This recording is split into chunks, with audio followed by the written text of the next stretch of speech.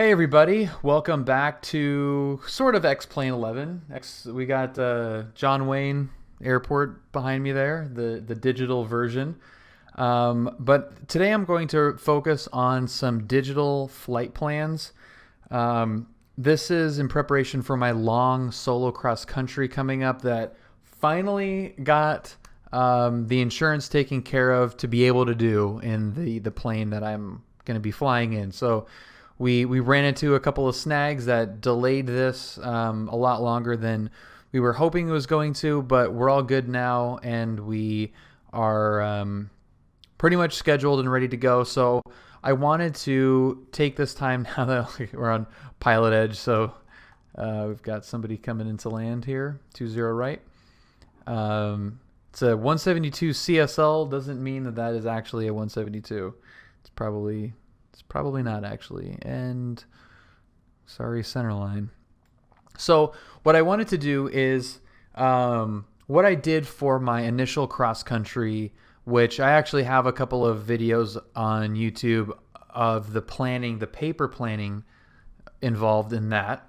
Ryan, happy Friday. Welcome. But since I am continuing the flight training basically all digital with ForeFlight, I wanted to do go through the same process that I did with the paper charts. Kythrick, thank you very much for the follow. Welcome aboard officially. Thank you. Adoned, happy Friday as well. So that was my plan. When I did the cross country, the initial cross country, which was John Wayne to Camarillo and back, I got out the paper, I got out the plotter, I wrote out a Nav Log, I did the whole thing by paper. And it's a total pain in the ass. I'm really happy I did it. I would recommend, and again, this is as you this video could be in the future, but as of right now, I am still a student pilot. I would recommend starting with paper first, and because there's some fundamental things that you're doing with the paper charts and the Nav Log that ForeFlight and SkyVector do for you, and it's good to have that background knowledge. But it's not going to be how you fly. And Adone, that's a very good point. I want to learn how to fly, how I'm going to continue to fly. And that's with ForeFlight, that's with SkyVector. Gatorbait, happy Friday. And that's what I'm going to use to plan for this long cross-country flight. So with all of that being said, that overly long intro, this is SkyVector. And even though I have got a ForeFlight subscription, I love SkyVector. It's really easy to use. If you're brand new to all of this and haven't been introduced to SkyVector, skyvector.com, it's free. It's absolutely unbelievable. My instructor said we'd be using ForeFlight, but would have to do at least one cross-country paper like you did. Perfect. Yeah, Ryan, that's awesome. And I would even say what I held off on even using ForeFlight until much later. Hey, bird. Whoa, buddy. Gatorbait, thank you very much for Skyhawk 3 months. Oh, fuck. 3-month subscription. Thank you so much. And Kenny, happy Friday to you. I didn't touch ForeFlight. I had the charts. I kept it local. If it's almost like ForeFlight is too good. It's too easy to rely on certain things that if you have it in the plane from the beginning, I can see not really knowing what it's like, how your brain reacts to not having that capability in the plane. Not necessarily as a backup, but if you're in a situation where you just can't get to either your phone or your iPad for certain information, you need you don't want to freak out. So I'm happy that I spent a good amount of time in the plane without ForeFlight. Super happy to have it in now. But SkyVector is an invaluable tool. So it's a stitched together version of all of the sectional charts in the country And you've got some live layers that you can overlay as well. Up in this tab, you can get PyReps, you can get different live weather radars, which if we go over here, and if you're watching this after the fact, maybe, is it going to update? If you're watching this too far in the future, you might not remember what that little fun swirly thing is.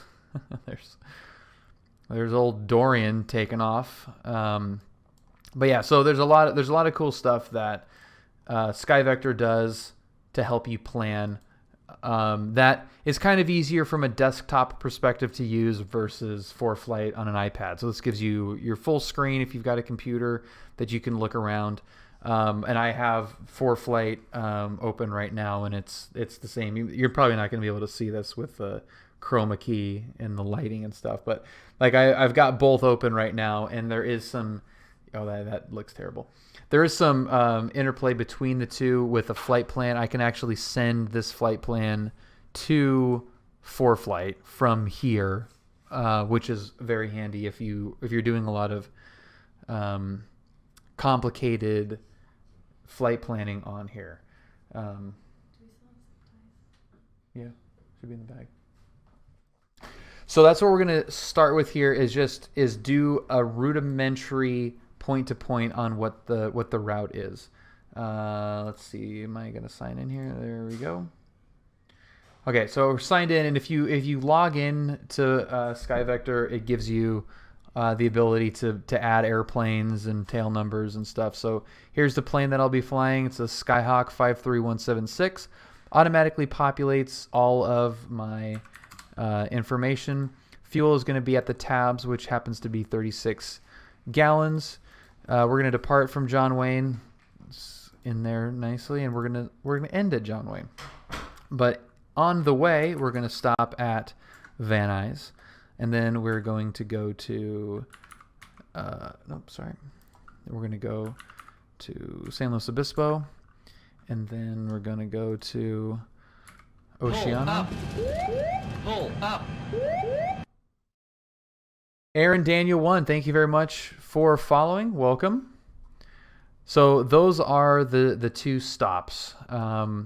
So destination or departure destination happen to be the same airport, and then here are the stops in between.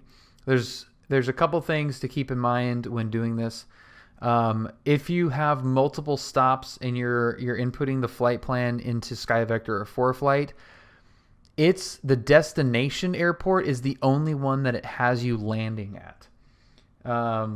VFR, Aaron. So if you're doing a cross country where you're landing at multiple airports, each one of these is going to have to be its own flight plan, which is what I'm going to do in ForeFlight tonight, is upload these individual flight plans into ForeFlight and save them to have in the airplane. So when I save these flight plans in ForeFlight, when I land at Van Nuys and I'm ready to go to San Luis Obispo, I have it ready to go, and I can pull up that flight plan that we've done here very quickly. So I'm not having to fumble around with the iPad on the ground when I'm taxiing back to depart. So, but doing it in SkyVector here enables me to have, again, a much bigger screen and look around at some of the routing and scrutinize it a little bit easier with the big screen and, using the mouse and, typing in various things. That ForeFlight on an iPad can be a little bit tricky and cumbersome. So that is the plan. But again, I want to stress that I am still a student pilot. So I'm kind of learning this. I am not an expert at it. But I want to share me going through this. So if I do something wrong, you guys can give me feedback in the comments or in the chat, or if, you pick up something that you weren't aware of, then that's good too. So we can both learn. All right. The first leg is coming out of John Wayne, and it's actually this magenta line here, which goes to Van Nuys. That's not the route that I'm going to be taking. So with SkyVector, you basically just click and drag, and it will take you to a little pop-up screen here, and it gives you a bunch of different options on what to input into the flight plan.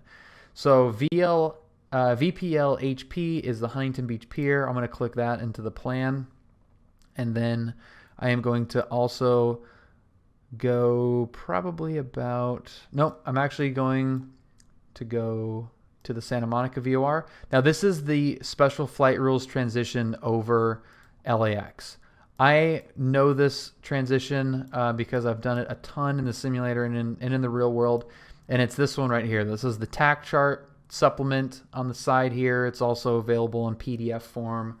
You can download that on ForeFlight and look at it, and each one of these transitions is its own page, which makes it easy. And I just happen to know that Santa Monica VOR is what we'll use. And if you look at the actual TAC chart here, you can see these little maroon arrows.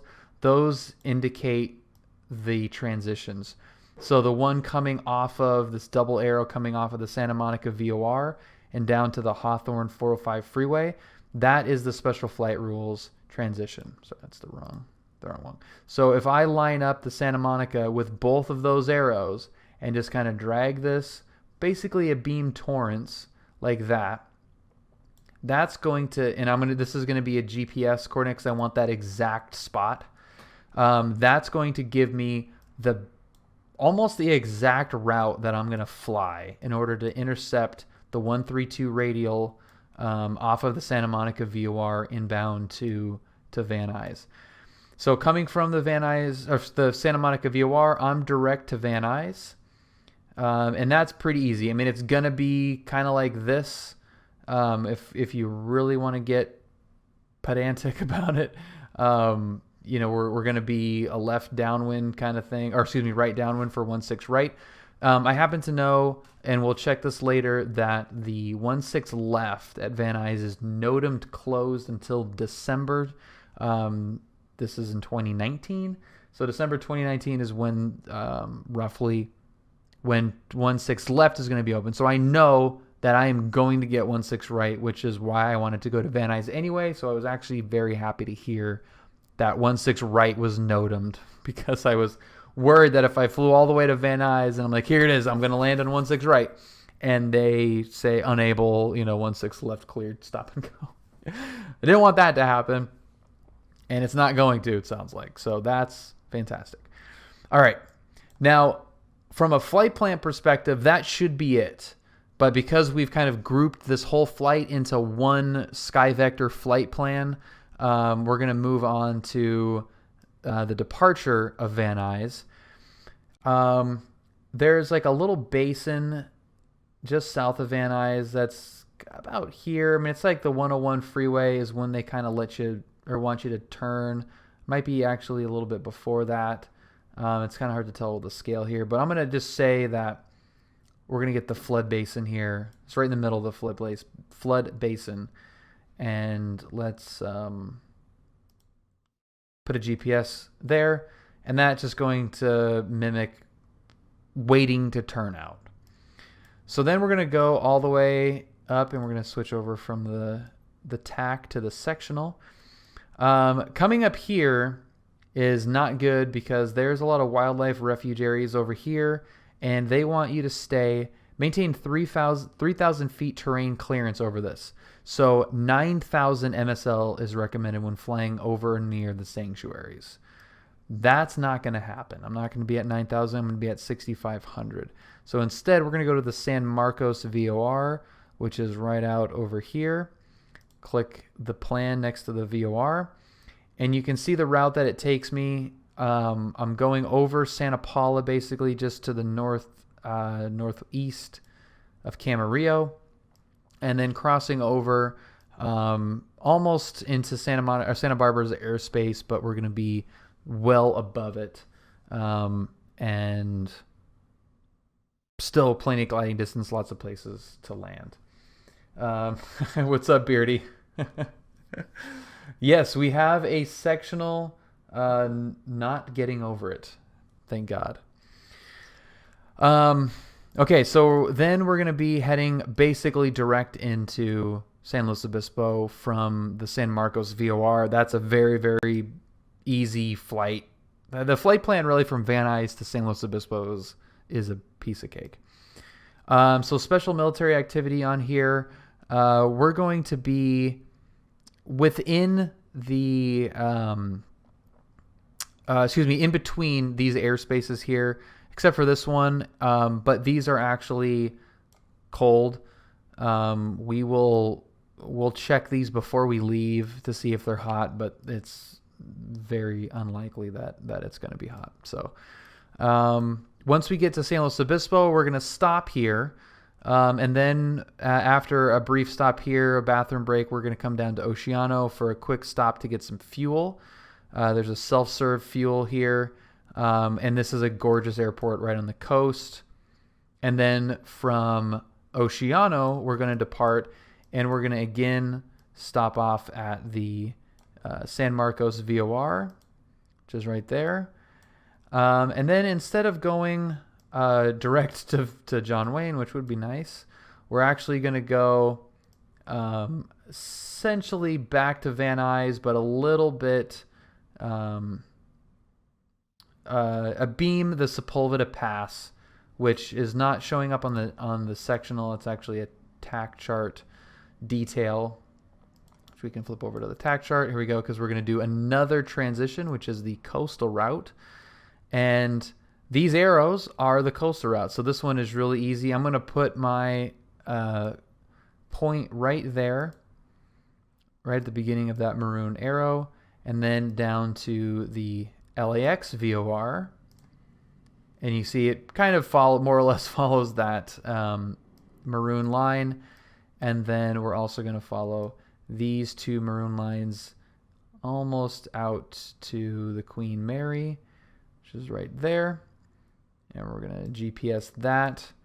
And then we're going to go to Huntington Beach Pier again and back. So there is our flight plan. And that's everything that we need to know, almost down to the mile where we want to turn. The coastal route is right here. So this is another one of those VFR transitions over the Bravo, LAX Bravo.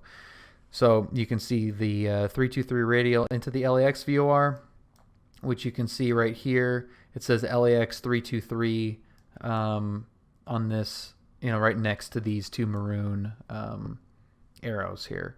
And it's a little bit off. I don't know what's causing that drift. They're not it seems like they're not exactly lined up with the line. These aren't supposed to be like perfect. We will fly them as perfect as possible. The special flight rules transition northbound is extra. Don't worry about it. But this one is a little bit more specific. We'll maintain the correct altitudes, and in the heading, we'll track that radial on our VOR. So the other thing that doing a flight plan in SkyVector and in ForeFlight also doesn't do is we are stuck with one altitude. Now, for a flight plan perspective, it doesn't really matter that much because we're filing our initial cruise for a flight plan if we were filing the flight plan, but that's not good enough for a nav log, more specific, where we're calculating fuel burn and times and all that stuff. The initial cruise altitude is not good enough. So what you would want to do is for each leg, do a separate one of these. This is all one flight plan, and I'll actually save this as total long cross country. So total long cross country. Now this is saved. I have a handful of these saved here, and some of them are duplicates. I probably have long cross country in here a bunch of times. Yeah, here's number 2, long cross country, long solo cross country. So I've done this a number of times in here. So long cross country, maybe please. So I've been planning this for a long time, but anyway, that's how you save it, and you can come back to it. So now we're gonna go into ForeFlight, and we're gonna input some of this stuff into our ForeFlight and have each individual leg on here saved again so we can reference it very easily in the plane if we need to. And the altitudes will be correct. The times en route will be correct because they will all include the destination airport which we are actually touching down at. And each one of these has to be a full stop taxi back in order to count. So we are essentially, landing at a full stop, and we'll have some time to set up before the next flight. So the very first route is, and I'm still looking at the Sky Vector right here. You guys don't have it up, but it would be kind of small anyway. So this is just the big version of ForeFlight that you can see, and we'll just stick to that. So the first leg is John Wayne to Van Nuys. And when doing a flight plan like this, it's always I've found that it is always helpful to just draw the straight line. If you don't know what route you're going to take, just start with that. Don't start with like, well, I know I'm going to go to this VOR first and then go to my destination. Just start with the point to point, because you never know what might come up with airspace that you didn't really consider if you were kind of planning how you think it would go initially without looking at the whole picture first. For example, I could go around if I really wanted to. So I can go the long way around to Van Nuys, and that's one option. But the special flight rules transition is the most direct route. And it's a lot of fun traveling or flying over the Bravo. I love it. I find it very, very easy to do. So that's the way I'm gonna choose to do it. If you're unable to go through the Bravo, or you don't want to, or you want to take a different route and look at something else, plan accordingly. But I find this to be the easiest way to do it.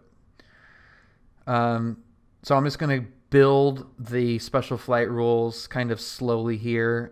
We've got the Santa Monica VOR. We know that's in there. And since we're on the TAC chart here, we do have those little maroon arrows.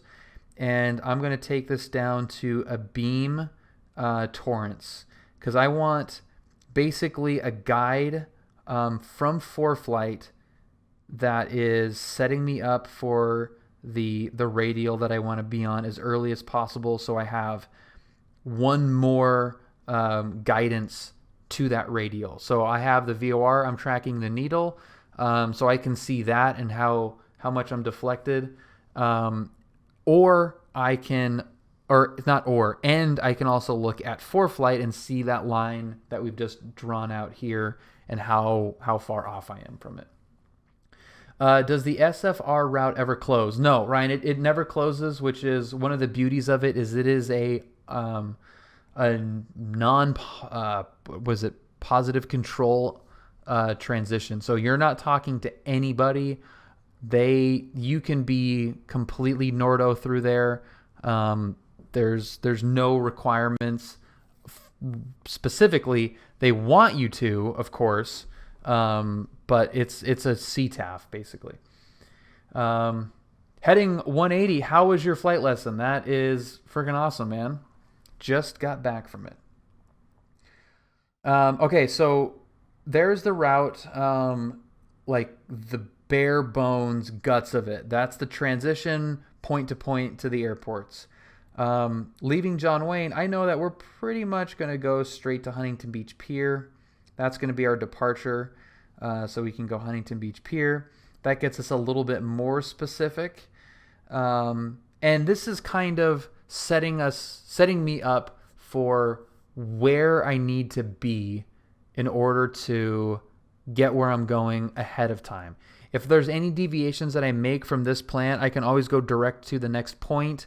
If they keep me a little bit longer, if they turn me off a little bit sooner, if I, for whatever reason, I can't get that departure from the right side and I have to go out 20 left, and if something different happens, I can always just go direct to the pier or direct to this point, and navigate that way. But at least I'm going to make an educated guess as to the, every inch of the routing that I can predict, with knowing that it could potentially change. Heading, I absolutely do want to see that video, and I will absolutely take a look at that. Okay, so once we're on the Huntington Beach Pier, we're going to go, we'll be on our own nav and heading abeam Torrance. We'll pick up the radial at Santa Monica. Once we hit the Santa Monica VOR, that's where the special flight rules ceases to be. So we're on our own there, and this is when we're going to contact the Van Nuys Tower. And I am going to put a little spot right there, because it's kind of distracting when you've got that line going direct to the airport. So I want to take it a little bit off the airport, because that's going to be more of where I'm flying to head to that downwind for 16 right. So that is that's the route. So I don't have to do anything more for that route. But what I do have to do is make sure that my altitude is correct. And the northbound, it's northwest bound transition altitude for the special flight rules transition is 4,500. So I changed that to 4,500. I've got my standard basic performance profile, which I'll update this with some of the information the day of, but that's going to be pretty close to what it's going to be anyway. And also check the weight and balance, which will be a little different than I'm used to, because Brad will not be, my instructor will not be in the plane. So I'll update that as well. So 4,500. And now we have the Nav Log, and this is going to all be up to date based on actually stopping at Van Nuys, and is not going to just be mimicking flying to that point over the sky at your cruise altitude before you're heading to the next point. So we have a total distance of 53 miles. So it's not point to point, so that does not count as a cross-country cross-country flight in itself. But the total distance around is 53 miles. Our en route time is going to be 32 minutes, and we're going to use 6.9 gallons of fuel, and that's with the current 7 knots of headwind. That's actually pretty strong. I doubt we'll see that when the time comes to actually do this. So that's the Nav Log, and this replaces plotter, E6B, writing everything down. We've got the legs, we've got the fuel en route per leg, we've got the time for each leg. It's got everything that we need. It's so nice, and it is like down to the GPS point where we want to be. So it's far more accurate, and it has it includes a much more accurate representation of the weather at that time as well. So now what I'm going to do is send this to flights. And that's going to add this to my flights tab, where I can put in some more information for this. I've got FBOs, I've got fuel. I can pack for this flight, which will update all of the NOTAMs and weather and FBO and fuel prices and all that stuff. I can do all that the day of. Update the performance profile if I think it's going to be hot and I want to have like a hot performance profile in there. So that is saved and ready to go. And then when the time comes, I can click brief, and then it'll give me the full weather briefing for that specific leg. So this briefing is going to be shorter, and it's not going to include any of the San Luis Obispo, Santa Barbara flight stuff. This is just the flight to Van Nuys, and I'll be able to go through that and see exactly what the winds are doing, what taps are in the area. I mean, 7-knot headwind is actually pretty strong. So we're going to have some marginal VFR in the morning, and then those clouds will break. And we've got up to 9 knots tomorrow. And this is just, tomorrow kind of stuff. So we don't need to know any of this now because the flight's going to be next week. We're just putting this all in here and having it ready to go so I can continually prep and look at it ahead of time. And, I can put in departure times and all that stuff. So, again, 53 miles, 32 minutes, 6.9 gallons. The winds have already changed, 6-knot headwinds now.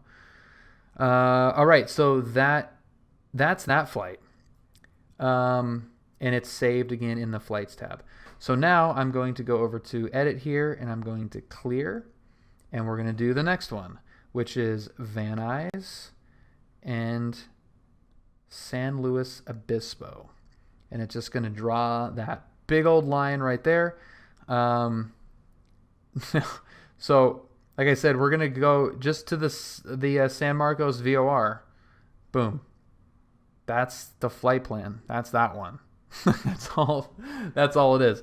Not quite, though, because we did say that we wanted to kind of mimic our departure here. So let's go right in the middle of this control basin. We'll add that in here, and we'll be departing to the northeast, so it'll be northwest, a little bit further south than right in the middle of the airport. So here we're going to be at 6,500, so we can clear all the obstacles. We've got a little bit less wind, so that's good.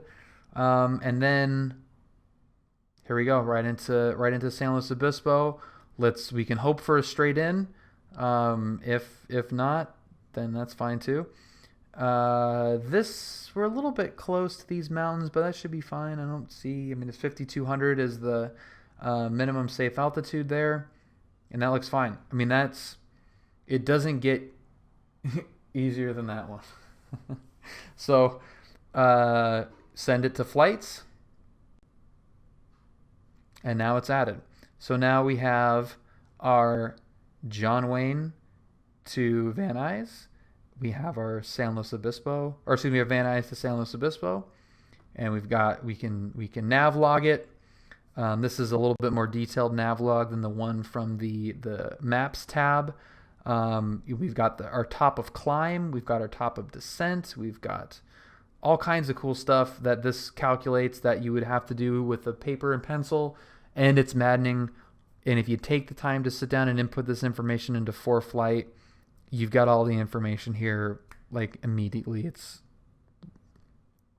It's ridiculous how fun and easy this is compared to the paper nav logs and stuff. If anyone's ever done a nav log on paper, knows how amazing this is. And I think that's part of why I enjoy, or I'm happy that I went through the paper nav whole thing, because I can look at this and just go like, oh my God, I love you, ForeFlight.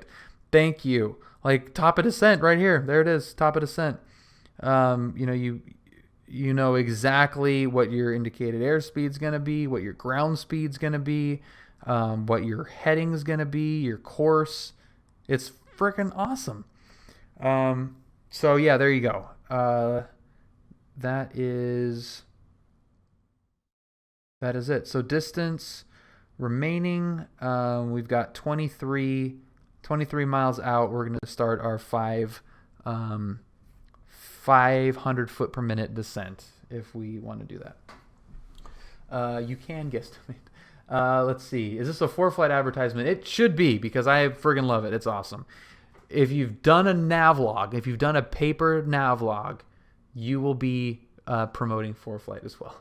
Ryan, just wait until you do it. Wait until you do it, and you'll know exactly how awesome ForeFlight really is. Okay, so let's go back into maps. We'll clear it. And our next flight is San Luis Obispo and Lima 52. This is a real baby flight here. But let's kind of map this out a little bit more specifically. So let's put that's actually not where we would depart. We'll plan on leaving 29, and we're going to come out here basically to the freeway, and then we're going to come down here, the beach.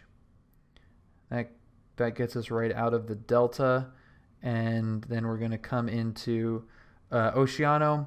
And I'm going to do this a little. I didn't do this before, but this is kind of fun. So traffic pattern into L52, and we're going to go 29, and we're going to go cross midfield and direct. So you can do a teardrop too, but I'm going to do cross midfield, and I'm going to add that in there because that's the pattern that I want to do. Left pattern for 29, and there it is. Add it on there. Absolutely beautiful.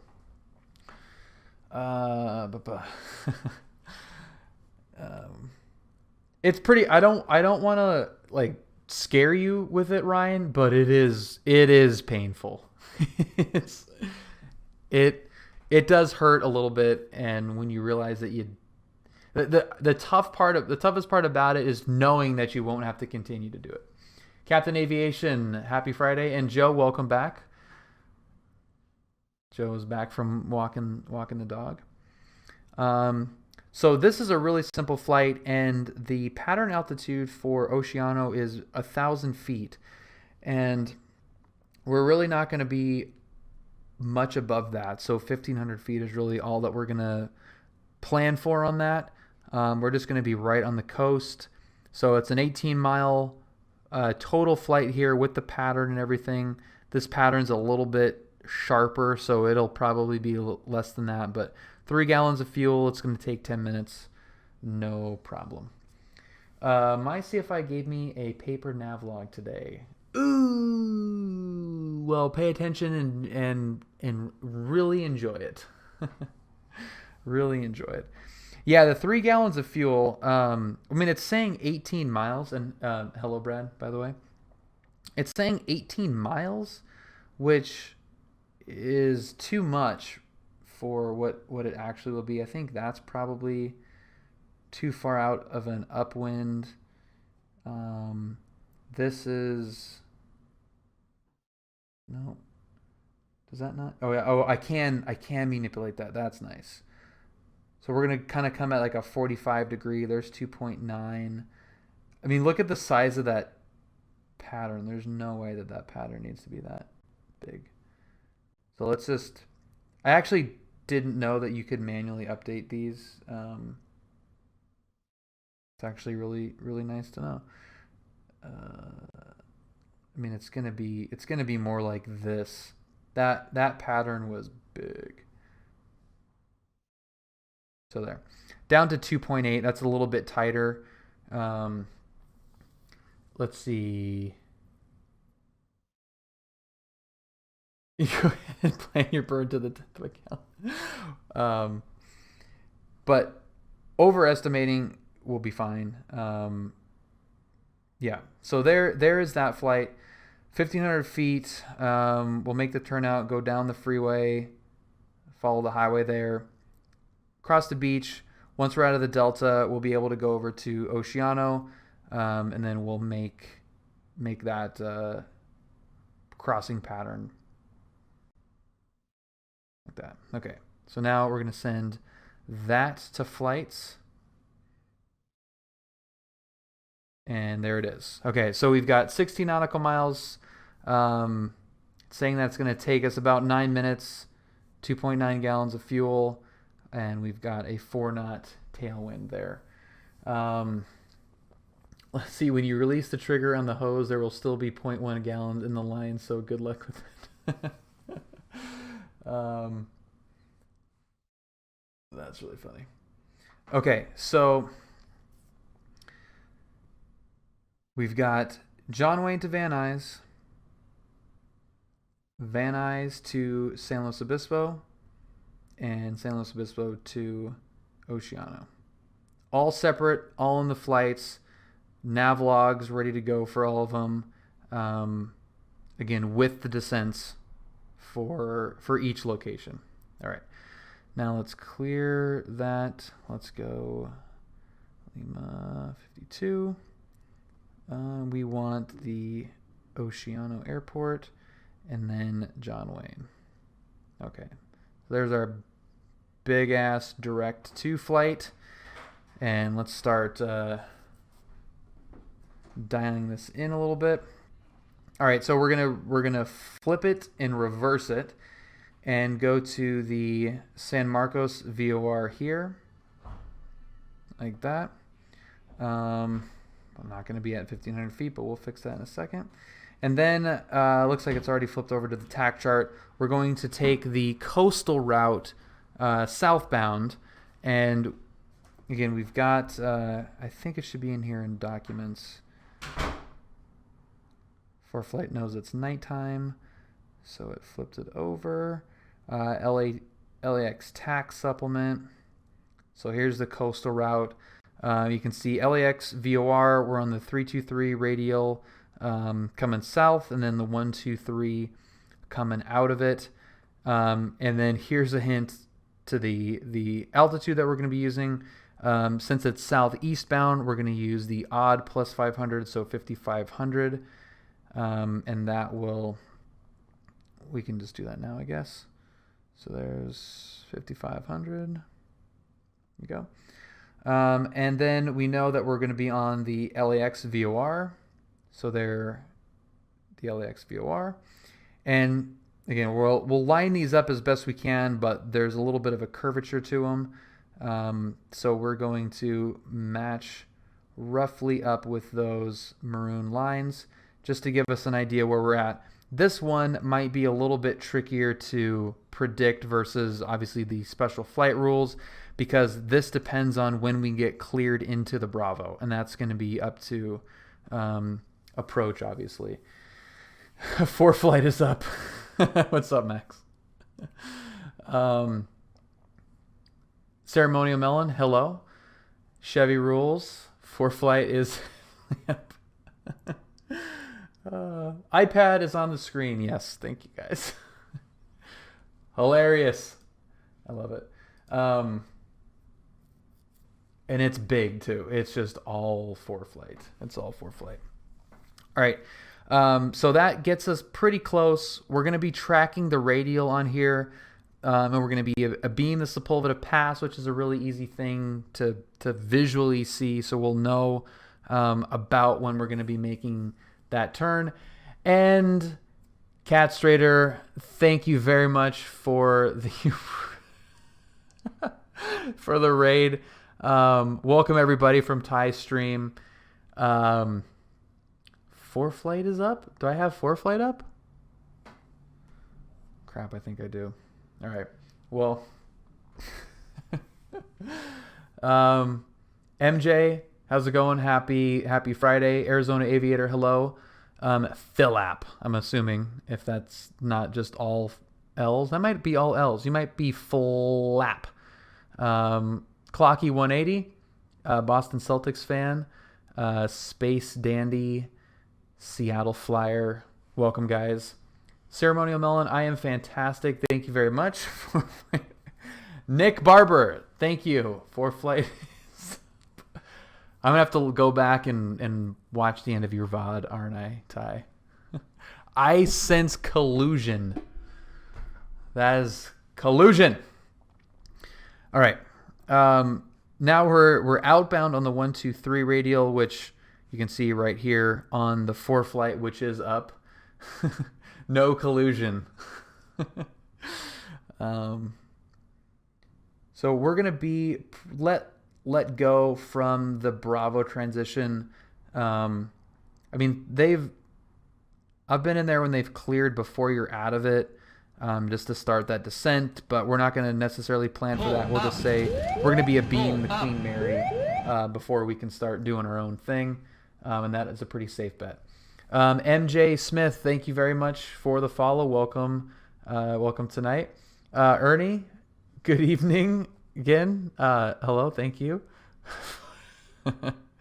ForeFlight is indeed up. I love ForeFlight. Oh, Brad, it's so funny, and I'm actually contemplating updating the audio too, so it's high because I think it should match. I mean, I've had that pull up thing for so long that it's instantly recognizable to me. But yeah, I do love the little waving GIF. So if somebody was to follow again, the little animation that pops up is Brad, the pilot guy, who's my CFI, my instructor. One of the best pilots you'll ever meet. That's us doing a high-speed, low approach at Palomar in San Diego and waving to the control tower as we're flying by at 200 miles per hour, probably a little bit more. But yeah, that was a good one. And now we got to show the video. We will absolutely show the video because that was a super fun flight. All right, so once we're let go out of the Bravo, Hey, bird. Whoa, buddy. ceremonial melon. Oh my god, I love airplanes and I love Brad. Holy Ceremonial melon, thank you very much for the gifted sub to Nightbot. Nightbot, you ignorant son of a bitch. I love you, but you are a pain in the butt. Ceremonial melon, thank you very much for the gifted sub, and Ryan, thank you for the very appropriate audio cue, because we do love airplanes and we love Brad. Okay, Huntington Beach Pier, and from here it could be any number of things, so I'm not even going to try to guess what we're going to go. What we're going to get into John Wayne. We could be crossing over the control tower. We could get right traffic for 20 right. We could get right traffic for 20 left and cut across. We could get altitude, our discretion, at the departure end of 20 right for left traffic for 20 left. Try to decipher that one. And Brad, I don't know if you've come across that entry procedure since we did it, but that was pretty funny. All right, so here is the route. So it's Oceano, direct to the San Marcos VOR near Santa Barbara. Then we're going to go just straight to a beam, the Sepulveda Pass, where we'll catch the radial for LAX VOR for the coastal route southbound, and then a beam the Queen Mary will head into Huntington Beach Pier, and then straight into John Wayne. Never before and likely never again. Yeah, that was pretty rad. Dr. Trenchcoat, thank you very much for stopping by, and thank you for letting me know that ForeFlight is up. All right, so now we have our 1/10 of a gallon fuel burn of 15.4 gallons ready to go.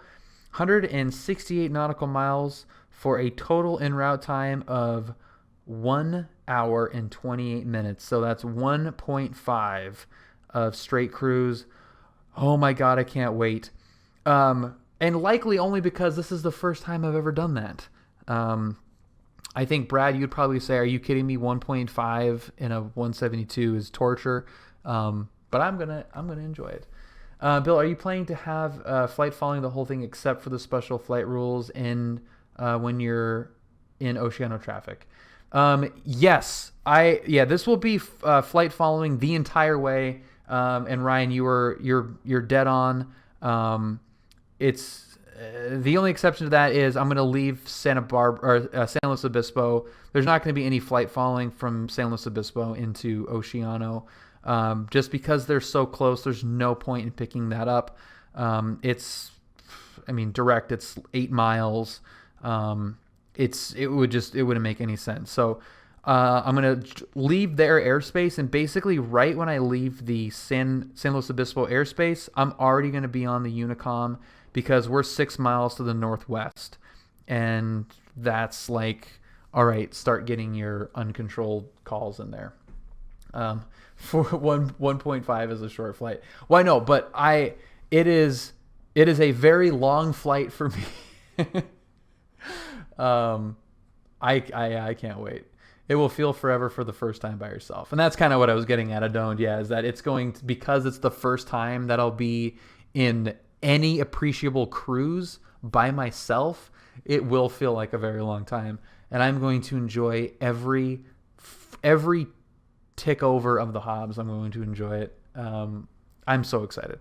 This is the first real time that, like tonight, right now, that I've felt like excited to do this. Like I've got goosebumps thinking about it. The day that Brad informed me that we were good to go on the insurance to do this flight, I had also put in notice at my employer. So I quit that morning and then found out later that I quit in the morning and then found out that we got the okay and we're good to go. So it was just like a lot of stuff was happening in a very short amount of time, and I am like barely coming out of like the stress happiness fog of that. That was a very good day. So this is really good, and I wanted to do this rather than fly it again because I've flown it so many damn times in X-Plane that, you know, I'll save it for later in the week to do it again one more time. But actually drilling down and having this kind of set up and ready to go is making me really, really excited. Yeah. So... Yes, and Bamser, yeah, I am. Next week will be my last week at Newegg. That's all right, buddy. I'm stressed. I thought for a second. I thought for a second that it just froze. So I refreshed the browser, and sure enough, we were not live. But we're good. Everyone back, and we're good. Okay, cool. Yeah, so to answer your question, Ryan, the total distance can be done in this form that we did, the initial kind of like rough plan, like here's the flight. This can get you the full distance, and it's 358 miles. So it's 360 is our full distance. That's actually going to be, in terms of the... Unless I'm wrong here, but in terms of the actual logging for the cross country portion, it is just the airports, the direct airport distances. So 337. It doesn't take into account that, you know, I mean, I could go to Van Nuys via this, you know, and it's going to be 300 miles to get to Van Nuys. The FAA does not count that. So it should just be the direct airport to airport. So yeah, correct. Actual distance flown doesn't matter. So yeah, and you only need 150. But here's the catch, though, is, well, I'll tell you in a second here, because Adon says with a 100-mile leg, or am I nuts? It's 150 total miles with no leg shorter than 50, or no, with at least one leg 50 nautical miles or more. So you could go 150 1 you know, or I guess that wouldn't be it. You could go 75 1 mile 75 back, and you'd be fine. But seems like a primary opportunity to do some far digging. Yeah, it's one leg longer than 50. Yeah. But I need 4.9 PIC, and having a longer cross country, and, you know, getting out to some cool airports that are, you know, outside of the basin that I'm kind of used to hanging around. It was a good opportunity to do that and get the time that I need. That way, you know, I'm only looking at, you know, maybe two 2-3 flights PIC to get the full 4.9. That's a little bit easier than doing, like John Wayne, bracket, Camarillo, and back 4 times or something. So yeah. But yeah, this is the total. So this is what we're looking at total. It's 3 hours and 20 minutes, 358 miles. And it's not, again, because we only have, we're not descending here, the time is going to be more. It's going to be a longer flight than 3.2, because this is just saying, okay, if you do all of this without stopping at 110 at 6,500 feet, how long is it going to take? Not taking into account that we're going to be in the pattern here, we're going to be straight in and just, taxiing here and all that kind of crap. So there's some discrepancies in there that you do have to keep in mind. All right, so let's send this to our flights tab.